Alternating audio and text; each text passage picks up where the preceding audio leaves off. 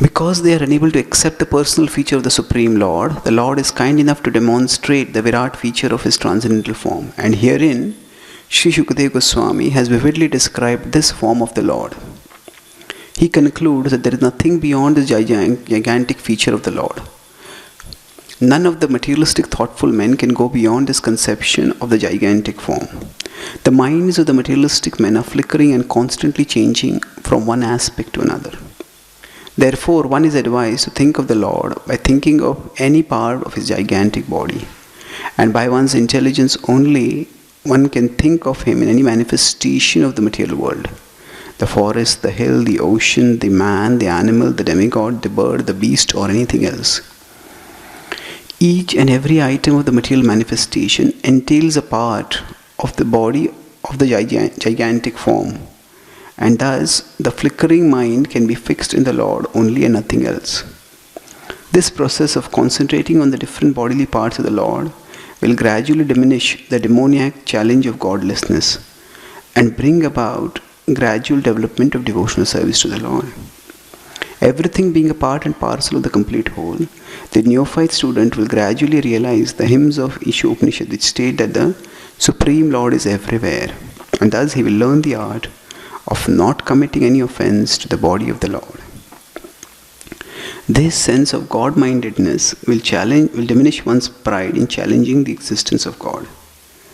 Thus, one can learn to show respect to everything, for all things are parts and parcels of the Supreme Body. Om Jnanatimirandhasya Jnananjanashalakaya Chakshurunmilitam Yena Tasmai Shri Gurave Namaha. Nama Om Vishnupadaya Krishna Prishtaya Bhutale Srimate Bhakti Vedanta Swami Iti Namine. Namaste Saraswati Deve Gauravani Pracharine Nirvishesha Shunyavadi Paschatya Deshatarine Vancha Kalpatarubhyascha Kripa Sindhubhyevacha Patitanam Pavanebhyo Vaishnavebhyo Namo Namaha. Jai Shri Krishna Chaitanya Prabhu Nityananda Shri Advaita Gadadhara Vasadi Gaura Bhakta Vrinda. Hare Krishna Krishna Krishna Hare Hare, Hare Rama Rama Rama Hare Hare.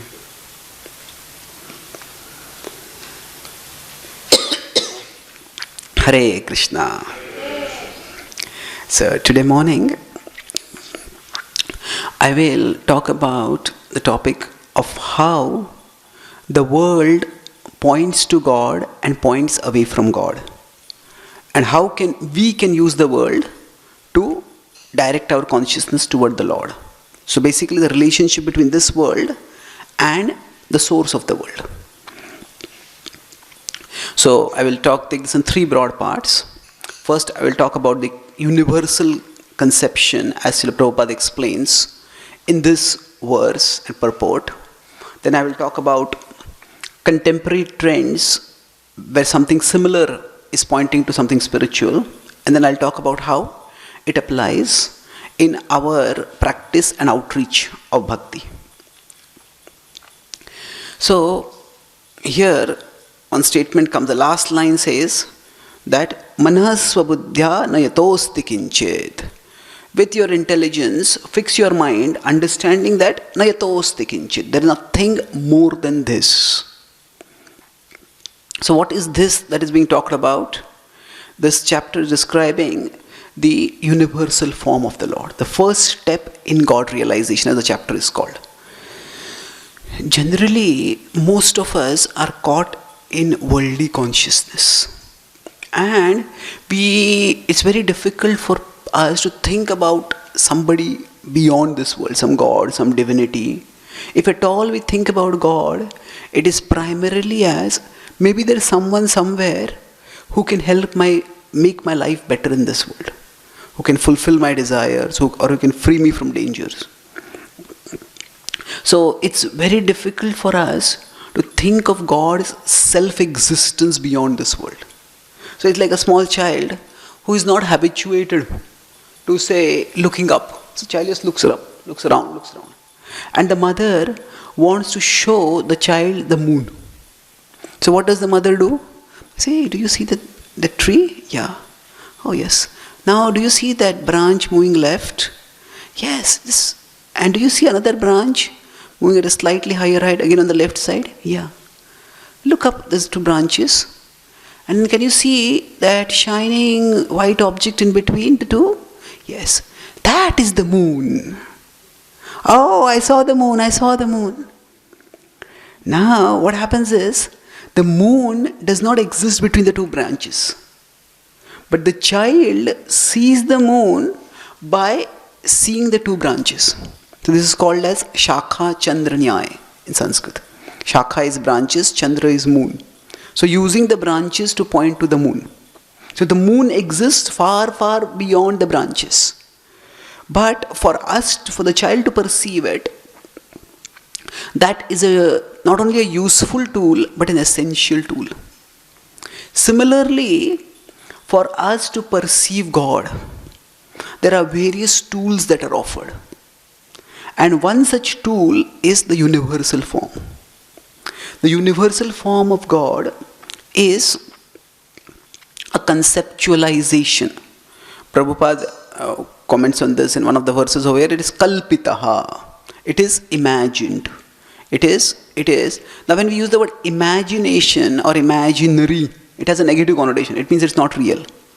But however, when it is used kalpitaha, imagination used in the service of reality can take us to reality. Just like if you want to go to Vrindavan. Now you may not have seen Vrindavan, but say somebody has painted Vrindavan. Now that is imagination. But imagination used in the service of reality, that attracts us toward reality. So similarly, when the universal form is to be imagined, so most people are like the child looking at the horizontal level. That means most of us are in material consciousness. And to think of something spiritual beyond the material is very difficult. So therefore, it is primarily, the Bhagavatam talks about, and the first step is, try to see the divine in the world. So the divine exists beyond the world. God is transcendental. With respect to God's nature, there are two terms, transcendence and immanence. Transcendence refers to his manifestation beyond nature, beyond the world, beyond matter. And immanence refers to his manifestation in the world. So generally to think of transcendence is very difficult, at least in the initial stages. So then we focus on the immanence of God, how he is immanence, he is present in the world. And one such visualization, so the word visualization has a more positive connotation than imagination. So visualization means something is, we're trying to use our mind's power to envision certain reality.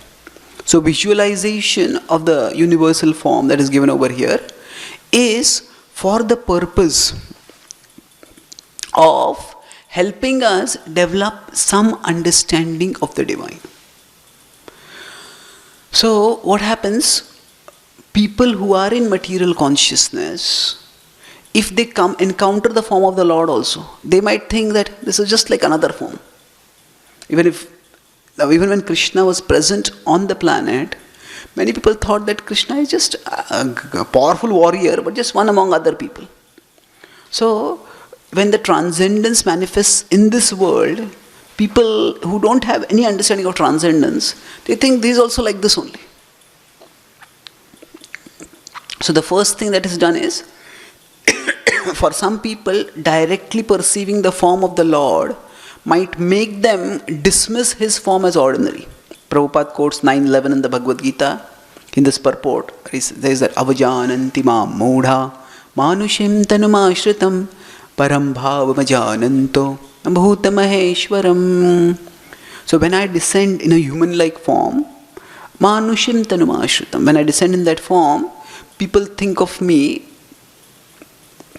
people misunderstand me. They do not realize that I am still transcendental. Bhuta Maheshwar, I'm still the divine. It's like suppose there is a prison and everybody in the prison obviously is a prisoner. But suppose the Prime Minister or the head of state or the king comes into the jail. The king might physically be in the jail, but the king is legally not at the same level. The king is completely at a different level. But the prisoners might think, oh, he's just like another prisoner like us. So similarly, when Krishna descends to the world, people think of him as ordinary. So, now just looking at the king, you might look at his dress. We say somebody can dress well, what is the big deal? But for the prisoners to understand, okay, there's this big building, there are all these soldiers, there are all these guns, there are all these formidable arrangements, all these are under the control of one person. All these are a manifestation of the power of the king. Oh, really? The king must be a very big person. So, just by directly perceiving the king, one may not realize the power of the king. But by perceiving the power of the king, then when one comes in the presence of the king, one will appreciate better. So the idea is, for people who are in the materialistic conception, for them, they have to conceive of God's greatness in physical terms, in physically huge sizes. Now Krishna's greatness is that he can have a finite seeming form and yet be infinite. Mother Yashoda asked him to open his mouth and there was the whole universe inside. But to ordinary vision, Krishna might seem just like an ordinary child. So for those who might make this mistake, for them, God's greatness is described in terms of material greatness. So it is said here that if you look at this whole chapter, various descriptions will be given of how the rivers, how the trees are like the hair on the body of the universal form. The mountains are like the land masses are like the bones, are like his bones. Now this description comes various times, comes here in the second canto, and later on also throughout the Bhagavatam, in various prayers this will come. Now when this comes, the specific correlations may be different at different places. So the Lord's head might be compared to something, his eyes might be, generally eyes are compared to sun and the moon, because they are the sources of light. But specific comparisons may vary. The specifics are not as important as the principle. The principle is, we correlate the greatness of this world with the greatness of God. And that way we start getting an appreciation for God. So now, I said, the statement over here, Manah Swabuddhya Nayatosti Kinchit. That by your mind, understand that with your intelligence, fix your mind on this, understanding that there is nothing more. Now, is there something more or not? Apart from the universal form, is there something higher? Yes, there is, isn't it? Krishna's threefold bending form is the supreme reality. That is the highest reality. Then why is it being said over here that there is nothing beyond this? The point is, for people who are in material consciousness, for them the material reality is all that is. And within material reality, there is nothing beyond this. There is nothing beyond this.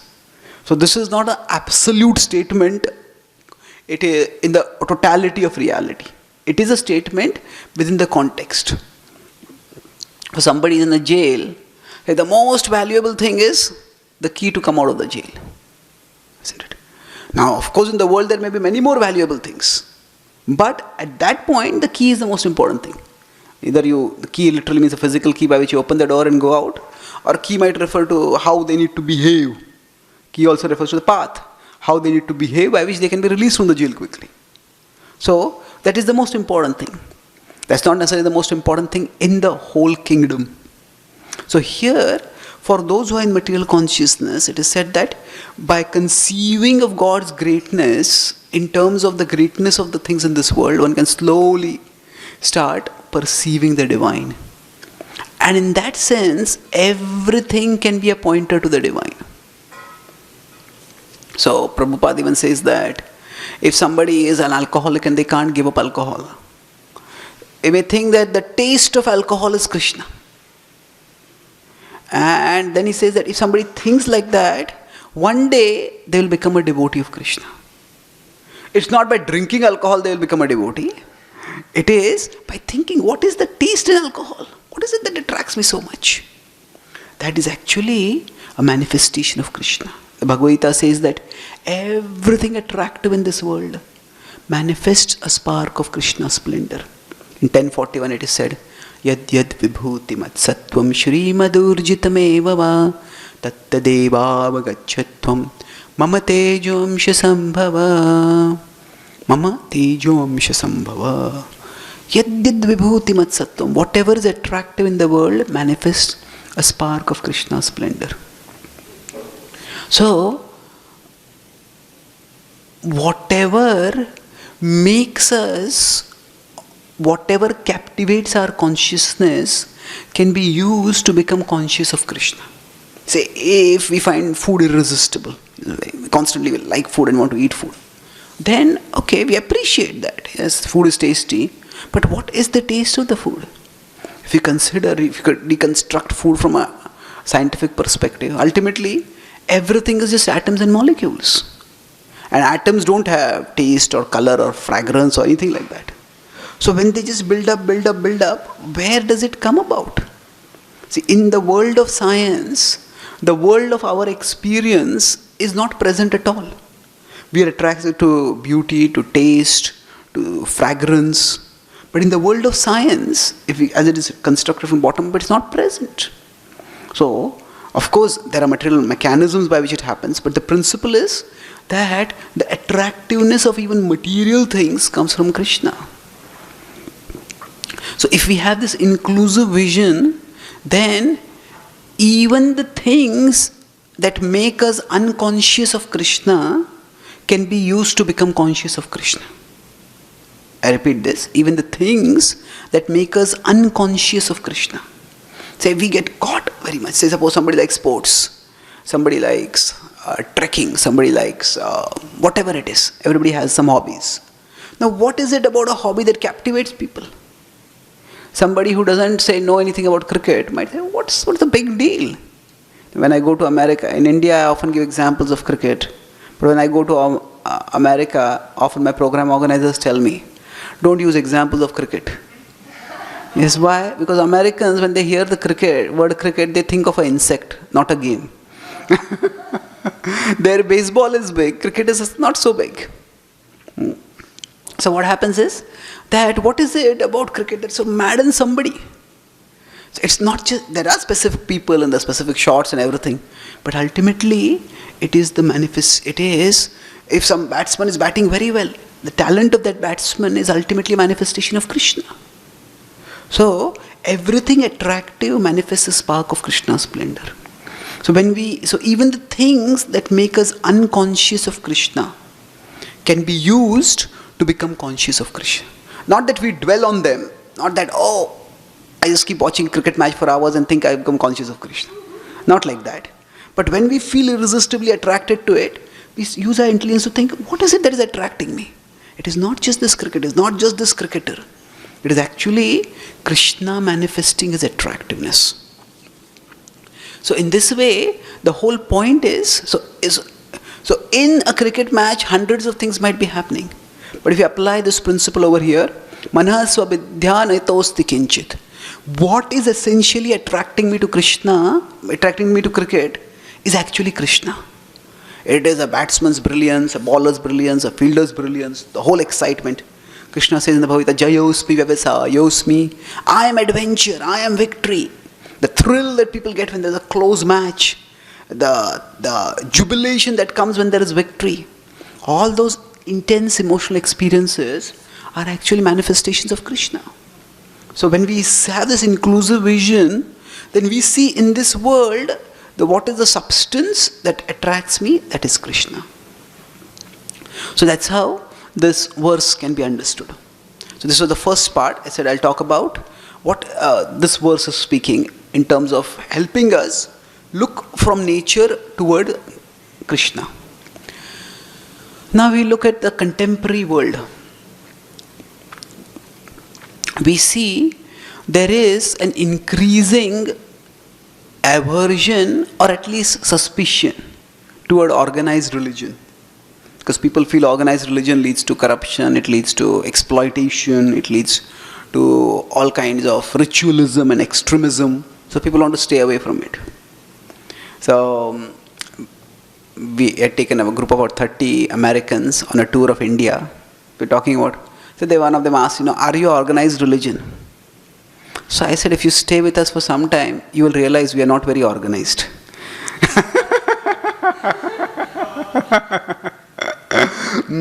So the point is that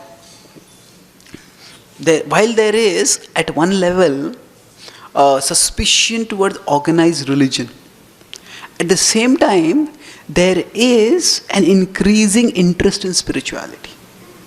In fact, a large number of young people identify themselves as what is called as SBNR. Does anyone know what is SBNR? Yeah? Yes, spiritual but not religious. See, I want to be spiritual, they say, but I'm not religious. Because they associate religion with sectarianism, with narrow-mindedness, with extremism. And they think spiritual means openness. They think spiritual means feeling good, feeling connected, feeling whole. So they want to be spiritual.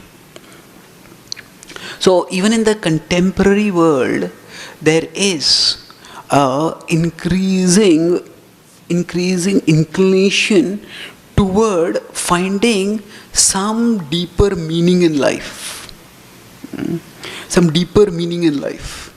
That what is life all about?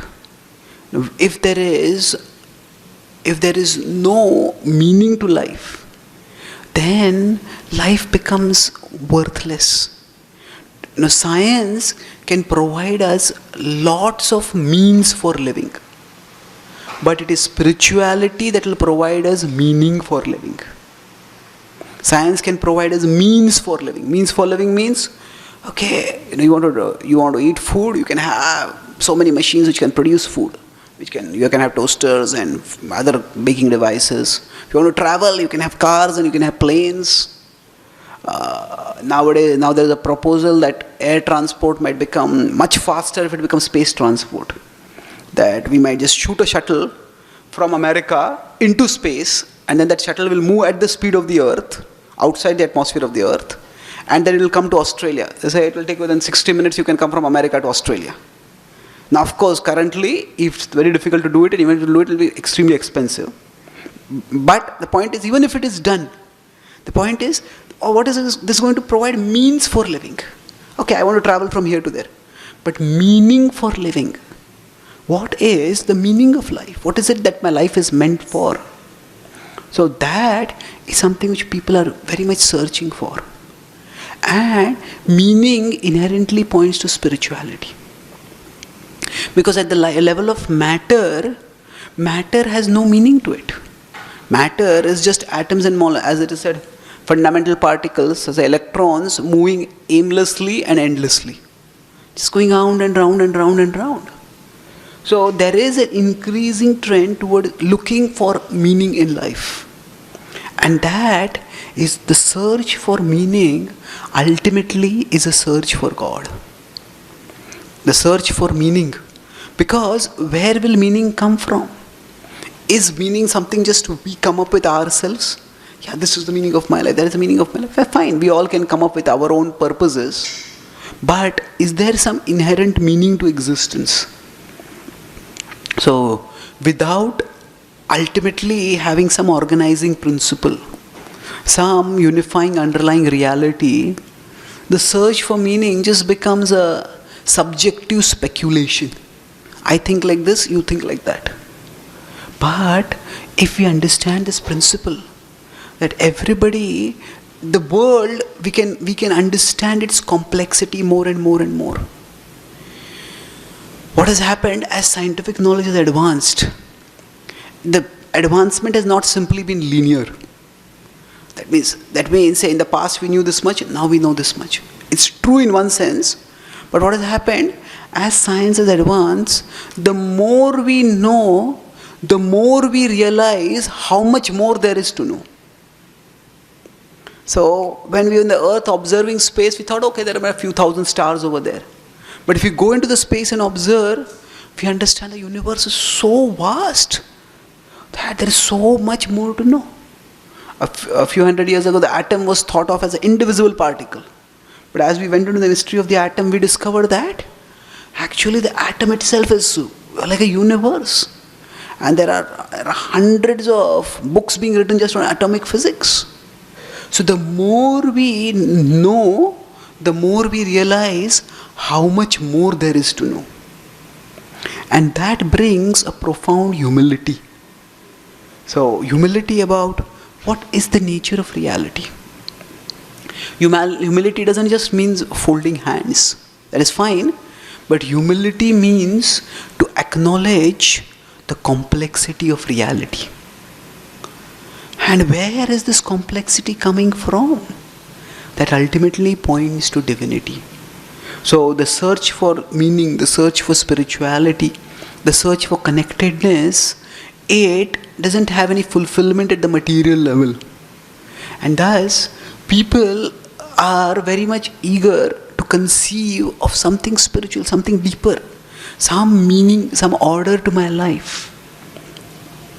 If you consider many of the things that people value, let's look at meaning. As I said, meaning has no basis at the material level. Because material level is just atoms and molecules, it's just fundamental particles.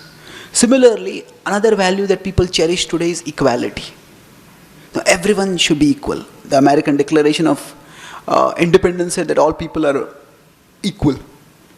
Now, I'm paraphrasing over here, but the point is that if we look at it, equality is not a material fact. If at all there is a material fact, the material fact is inequality. Whatever material metric, whatever material measuring parameter we use height, we can use strength, we can use IQ, we can use facial complexion. Any material parameter we use, people are unequal. So, our longing for equality, it has no basis in materialism. So actually the longing for equality which is there, it is also pointing to spirituality. So in today's world, people may not be very ready for explicitly religious forms of spirituality. You come and tell people, this is God, this is Krishna. They say, oh Krishna, okay, it's a sectarian, it's your Hindu worship of God. It's your Hindu conception of God. They may dismiss that as sectarian. But instead of starting with specific depictions, we start with universal principles. Then people are very open to that. So what is that? Just as the Bhagavatam at its level, what is it doing? It is saying, it isn't not for people who are too much in material consciousness, it doesn't start with the form of Krishna, it starts with the universal form. So similarly, we need to see in today's world, people, if we present them too much specifics, which to them seems like part of a particular culture. Now, some people might be attracted, but others will feel, this is just sectarian. So we need to start with universal principles. When you start with universal principles, the longing for meaning, the longing for equality, all this points to spirituality. And what is spirituality? That is beautifully described through analysis in the Bhagavad Gita. So there is a lot in which we can do to attract people and even ourselves towards spirituality more and more. So that brings me to the third point. So second point is about how there are contemporary trends where not specific spirituality but universal principles of spirituality, people are very much open to that. So for us as devotees trying to practice and share Krishna Bhakti, what can we do? So if you want to talk about the spiritual but not religious. So are we spiritual or are we religious? Can we call ourselves as spiritual but not religious? What do you think? Yes? No? Or you don't know? Go in the middle, okay. So, okay. Can we call ourselves spiritual? Of course, isn't it? Our whole philosophy centers on spirituality, isn't it? But can we call ourselves religious? Okay, let me put it this way. Will people call us religious? Yes. Of course. Why is that? Because that's formality. Yes, there's formality, thank you. There's a lot of externals which come off to people as religious. The way we dress, the way we worship, the way we conduct ourselves, the various things, they come off to people as religious. So we will come off to people as first as religious, and then they may think of us as spiritual. But what happens, as soon as we come off to people as religious, that might put some people off. So now, of course, the word religious doesn't always have a negative connotation. It has, but so suppose somebody says they are following some, say, weight loss regimen. They say, I followed it religiously. What in that sense, when the word religious, it refers to committed, disciplined, determined. So when the word in that sense, religiously or religious, that still has some positive sense to it. But overall, it connotes some negativities to it. So we when we are trying to practice or share bhakti, we need to be at least aware of what aspects of our practice will come off as sectarian. And then we have to address them. So how do we address them? Sometimes we may not highlight those aspects. Sometimes we may not. When we want to talk about the divine, about Krishna, we may not use the word Krishna. If you see Srila Prabhupada, in the entire Ishopnishad is one of his foundational books, and he hardly ever uses the word Krishna over here. There, he uses the word Lord, God, because Ishopnishad is primarily a book. The Upanishads are books which are primarily read by impersonalists, by those who don't believe in a personal conception of God. And they are attracted to the Upanishads. So what Prabhupada was doing was, Prabhupada was using Ishopnishad to help people who are inclined toward an impersonal conception to also appreciate the personal conception. So if you bring a personal terminology right up front, then people will feel jarred by it. So Prabhupada does not use the specific personal terminology Krishna hardly ever. He hardly ever uses it. And in this sense, Prabhupada actually does something dramatically different from what his spiritual master did. Bhaktisiddhanta Swami Thakur, when an essay would be brought to him for approval for publishing in the Gaudiya magazine or the Harmonist magazine. So at that time, he would look at the essay and say, how many times the word Krishna is used over there? And if a good number of times Krishna is used, it is good. He said, it will purify people. Yes, it will purify people. But people might get purified by hearing Krishna at a subconscious level. But if at a conscious level they are going to get alienated, then we have to see what is more important. Ultimately, bhakti has to be a conscious exercise of the will. For people to come to God, they have to consciously choose. So just subconsciously purifying them is not enough. We need to consciously also attract them. So that's what Prabhupada, what he does is, in the Ishopnishad, he doesn't use the word Krishna so much, he uses the word Lord generically. Similarly, with respect to our language and terminology, we might not use the word Krishna. Somehow the word divinity and divine, they are fine. But God becomes, no, God, I don't want to involve God. Somehow God has become not a very pleasant word. See, nowadays, in the world of fiction is filled with so many paranormal realities. Say, Superman has some extraordinary powers, Spider-Man has some extraordinary powers, Batman has some extraordinary powers. You look at Star Wars, Star Trek. Now it's all filled with things which are considered scientifically impossible. Beings having abilities which are scientifically impossible. So, but still people enjoy it. In the Star Wars, they talk about the Force. The Force is just there. It is like just there everywhere. So they said, may the Force be with you. Now if they had said, may God be with you, people would have just turned off their TVs or walked out of the movie theaters. But may the Force be with you. So I know one of our Sannyasi leaders, when he talks with new people, he plays with that and he says, may the source be with you. May the source be with you. So the idea is that we need to be aware of how people are perceiving us. And if we let the bhakti wisdom stand on its own strength, it has enormous attractive potential. And even we ourselves might sometimes get caught in sectarian ideas. If we keep practicing bhakti, we might also ourselves forget how universal and inclusive the principles of bhakti are. So, language is not just a tool for presentation. Language can also be a means for deeper appreciation for ourselves.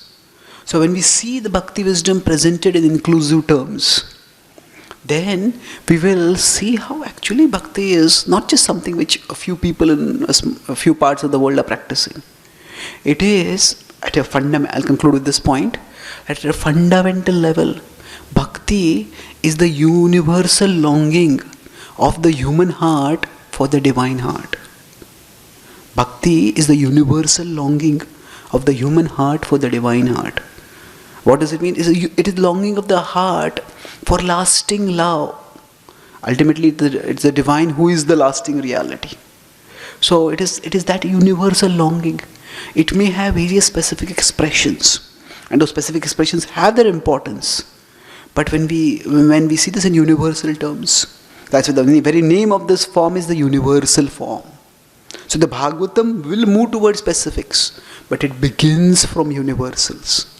And similarly, when sharing bhakti with others, we too need to begin with the universals. And when we begin from the universals, we can establish connections. We can help people connect with us. And then gradually, once the universal principles are understood, then gradually people will become more open to appreciate the specific manifestations. And that's how we can adapt the principles that the Bhagavatam adapts for our contemporary practice and outreach. So I'll summarize. I spoke today on this theme of how nature can be used to point to God. And I started with the first point. What is the Bhagavatam doing over here? Most people are in material consciousness and they can't conceive of the spiritual directly. And even if the spiritual manifests in the world, they start thinking, if Krishna manifests, they'll think of him just as another material person. Just like prisoners will think of even the head of state as just another prisoner. So, just like a child who's to be shown the moon is shown first the branches through which the moon can be seen. So similarly, for people to appreciate the greatness of God, that greatness has to be presented in material terms. And as the Bhagavatam talks about the great things in the material world as manifestations of God's greatness, as pointers to God's greatness. And this principle applies to everything, that whatever captivates our consciousness is actually manifesting Krishna. And we can learn to become conscious of Krishna even through the things that make us unconscious of Krishna. I talked about sports or food, or Prabhupada talks about alcohol. Then, second point I will talk about how in contemporary thought something similar is coming. That although people are against organized religion and rituals which seem sectarian, but they are open to being spiritual. They are very eager for being spiritual, if not religious. And spiritual, I talked about two things within that. The search for meaning has no basis within a materialistic worldview, because all just atoms and molecules just moving about aimlessly. So the search for meaning is ultimately a search for a transcendental ground for all meaning, and that transcendental ground is God. But people may not be able to appreciate God, But if we present what is the way to a meaningful life, we present that in a how materialism cannot provide for that, then people are open for it. Then immediately equality, egalitarianism is a big virtue today. But materially there is no basis for equality. Every material metric will show that people are unequal. So the only basis for equality is ultimately in our spirituality. In our spiritual essence, we are all equal. So similarly, the longing for equality, we can help people to appreciate the spirituality that the Bhagavad Gita teaches. How we are souls at our core. And then I talked about how we can apply this in our outreach in today's world. That although we are spiritual, people will perceive us as religious. And they might dismiss us. So to avoid that, we need to use appropriate presentation. So just as Prabhupada in the Ishopanishad does the opposite of what his spiritual master recommended or applauded. Use many times the word Krishna in an article for it to be good. Prabhupada doesn't use the word Krishna at all. Why? Because at a subconscious level, the use of hearing Krishna might purify them. But at a conscious level, for people who are of impersonal inclination, hearing a specific name of God Krishna might alienate them. So Prabhupada wants to consciously appeal to people's conscious intelligence and get them to consciously use their free will. So similarly, we just by seeing tilak and other things, people might get purified, but at a subconscious level. But at a conscious level, if we are to attract, then we have to be careful about how we are presenting. And bhakti has many universal truths, and which are very appealing if we don't impose the specific manifestations initially. So just as the Bhagavatam is beginning with the universal form and will gradually take to the personal form of Krishna, similarly we can start with the universal principles of bhakti. Bhakti is ultimately not just a particular form of worship, but bhakti is the universal longing of the human heart for the divine heart. This understanding of the universals can enable us to not only present bhakti attractively, but also ourselves appreciate bhakti deeper. And thus we can attract more and more people to the shelter of the Lord. Thank you very much. Hare Krishna. Any questions or comments? Yes, please. So, thank you for the talk. Krishna always gives me amazing opportunities to preach to people. I'm very fortunate. And I find myself not even using the term Lord or God, because even then for a lot of Westerners, including myself not that long ago, that would have been quite triggering. So I do find myself using more words at the moment energy or the universe. I find people talk about more. I was wondering if you could give me more suggestions of maybe ways I can, instead of saying God, essentially point to God. Okay. So how can we, instead of saying God, the word God, point to God? One of the best words I have found out for using is personal energy. So normally we think about energy is impersonal, but use the personal energy. So what happens by that is that we do convey the idea of personality, but the energy part is what attracts people. And even though at one level people are not so attracted toward people may be a little hesitant about personal manifestations of God, but still nobody likes to be impersonal, isn't it?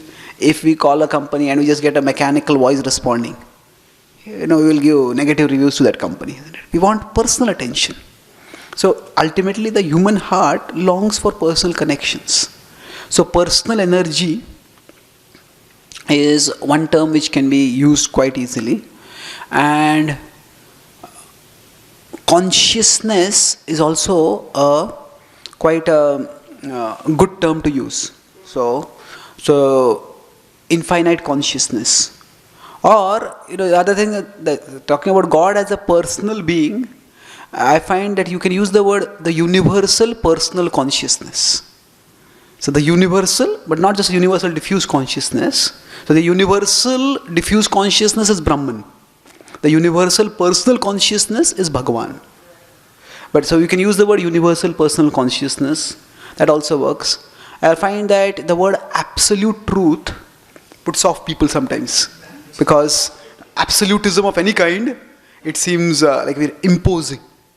But you can convey the same thing by using the word ultimate reality. It's, there are levels of reality. What is the ultimate reality? Oh yeah, I want to know what is the ultimate reality. So there are the movies like Matrix, which talk about, we might be in some kind of illusion, but beyond the illusion there's something real. So there are levels of reality. So instead of absolute truth, I find ultimate reality quite helpful. And also with respect to talking about spirituality in general, if you tell people you are not the body, people don't find it very relevant. It's too abstract, too philosophical. But if you just instead present it as, you are not the mind.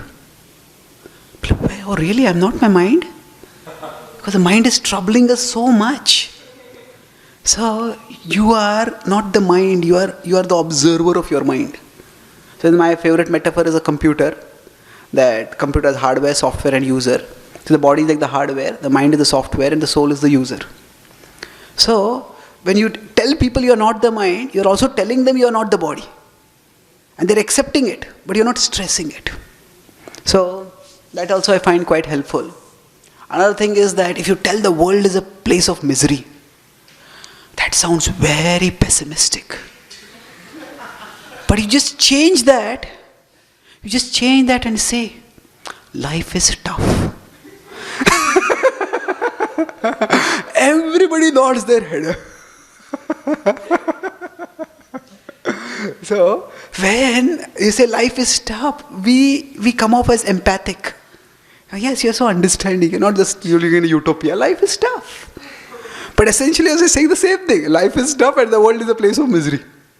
But the world is a place of misery sounds very pessimistic and world rejecting. But life is tough sounds like their experience affirming. Yes, it is true. Life is tough. But how can we deal with the toughness of life? So I find that we don't have to compromise on any of the scriptural truths. But we just need to present them appropriately.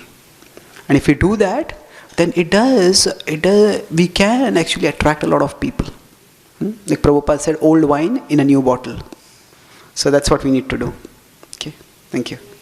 Yes? I have a question because some people don't like some people, even if you say things like this, they go like, well, what's the point of doing this? Like, why are you trying to get to, And for me, sometimes trying to find another way of saying like, well, we don't want to be in this material world, we don't want, ultimately want to go back to Godhead, but you can't say that obviously to somebody. So what would your advice be on what to say exactly, other than to clear the mind and be in a better energy?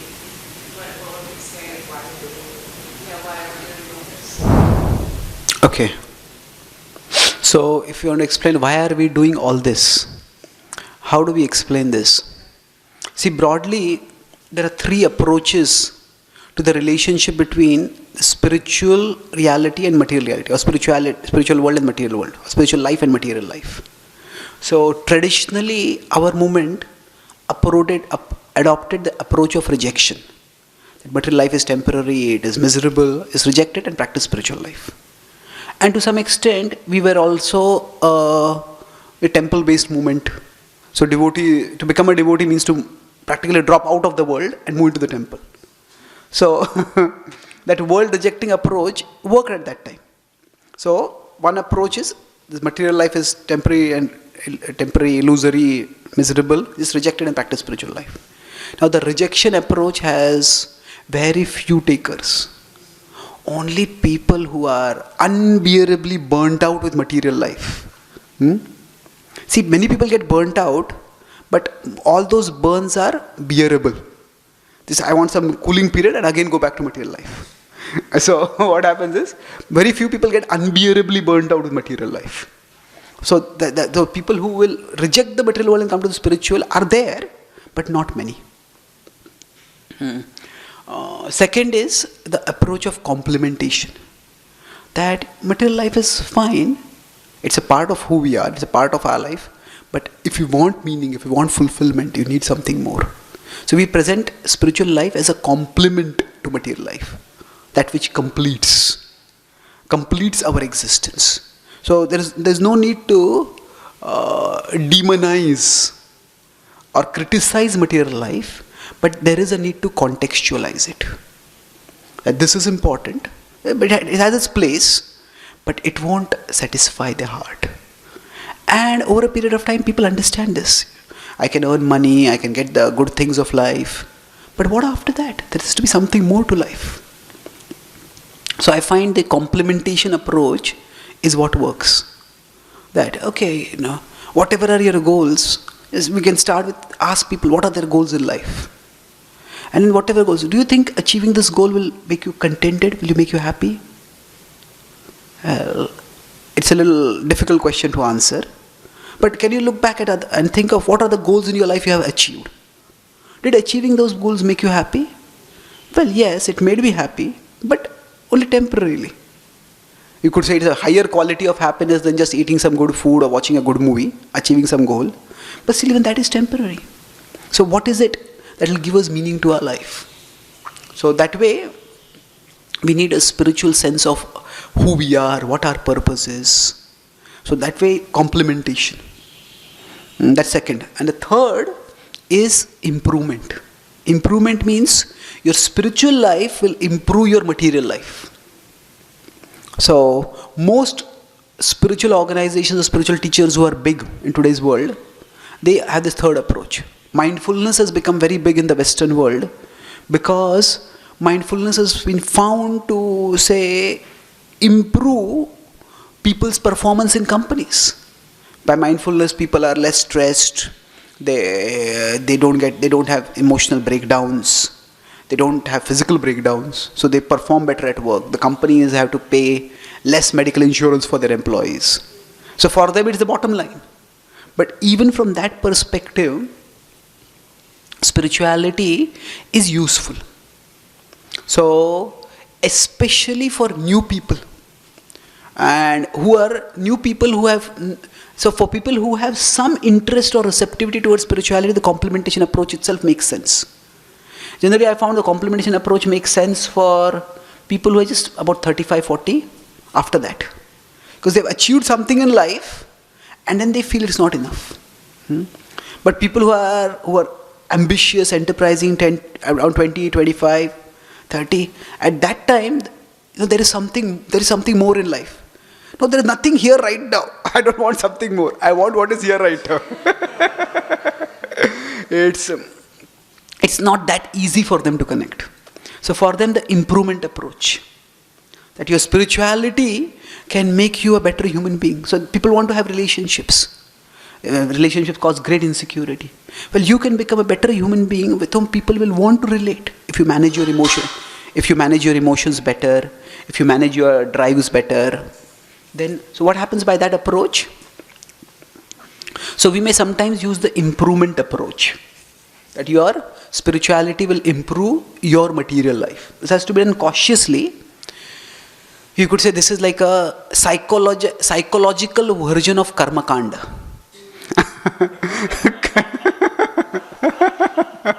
So karma kanda was that you worship God and God will, or worship, you do some religious worship and you will get the material good things of life. You will get a good, if someone is farmer, they will get a good harvest.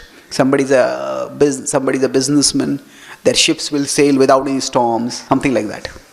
So that was karma kanda. This is a psychological version of that. And we can adopt this, but it has to be carefully done.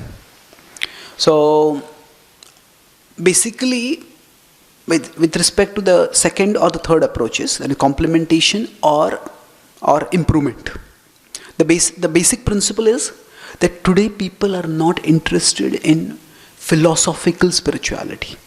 They are interested in functional or pragmatic spirituality. Not what really exists over there. But whatever exists, how does it matter to my life? How can it bring value to my life? So, if we go too much into proving the existence of the soul, I found that some people who are very scientific and rational, they are interested in that. But rather, understanding that there is a soul, how will that improve the quality of my life? That matters much more to people than whether a soul really exists or not. So, basically a functional approach, that how does this add value to my life? That is very helpful, because once you go at the level of philosophy and rational argumentation, what happens with the internet having democratized and globalized access to knowledge, people can read about any philosophy from anywhere. And they can read about the pros, the plus points, the negative points of that philosophy. So just presenting of a strong philosophy doesn't convince people a lot. Because they say anybody can make a good case for their philosophy. If they're just smart enough, on the internet there are videos which make quite a good case about how the earth is flat. Now if you just read that video, watch that video, think, hey, this makes sense. But then you read the refutation of that, hey, this is nonsense. So what happens is, if you just focus on the rational aspect, people are having a certain level of skepticism toward that. Now you say yours is right. So rather than saying that this is right, you can show them how this can help you, or this can be a resource to help you make your life more right. Not right in the moral sense, but more harmonious, more happy, more productive. So if you present that way, then it is very helpful. So presenting Krishna directly is a little difficult. So rather than presenting Krishna as God, when I talk with the new people I talk about, I present Krishna as the object of loving yogic meditation. So people are interested in yoga, people are interested in love, people are interested in meditation. So of loving, so Krishna has been the object of loving yogic meditation for millions, for millennia. We're not saying Krishna is the absolute truth. But you can also make him as the object of your loving yogic meditation. So that way, if you present spirituality as a resource for people to add value to their life, not value necessarily in the materialistic sense, but just meaning, purpose, then that is something which people are very open to. Okay? Thank you. So, we have time? Yes.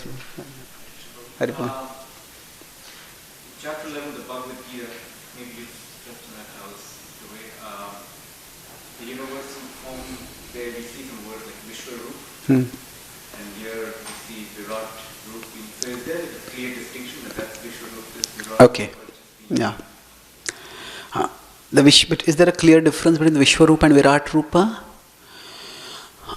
There is a difference between what is revealed, what is talked about in the Bhagavad Gita and what is talked about in the Bhagavatam. Although terms might be used interchangeably. So that means sometimes what is revealed in the Bhagavad Gita, Bhagavatam might also be called as Vishwarupa. But let's look at what